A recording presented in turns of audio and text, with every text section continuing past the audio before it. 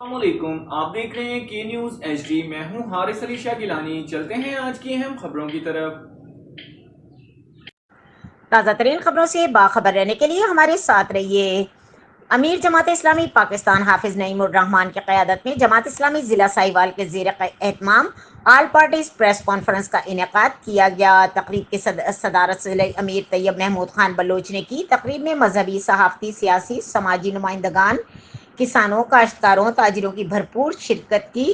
All parties press conference سے خطاب کرتے ہوئے ضلع امیر طیب محمود بلوچ، شیخ اعجاز احمد رضا، مرزا محمد عاطف، قاری حنیف عثمانی، حافظ اعجاز قادری، شہباز احمد مردانہ، علامہ قاری شبیر احمد انجم، پروفیسر ریاض بلوچ، لیاقت علی مردانہ، یاسین راٹھور، ملک امیر اختر آوان، صدر کسان بورڈ ضلع ساہیوال ڈاکٹر طاہر سراج، چودھری انیس غلام قمبر چوہان، کسان اتحاد کے صدر کیپٹن ریٹائرڈ محمد حسین نے کہا کہ گندم کا ریٹ 4,000 روپے فی من مقرر کیا جائے اور روٹی 10 روپے کی جائے۔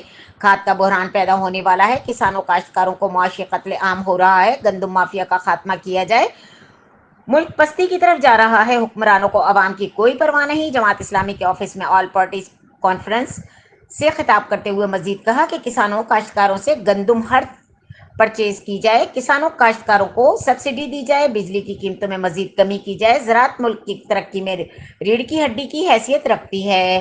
جماعت اسلامی عوام کے ساتھ کھڑی ہے اور ہمیشہ کھڑی رہے گی۔ تمام گروپوں اور تنظیموں نے مشترکہ اعلامیہ پاس کیا۔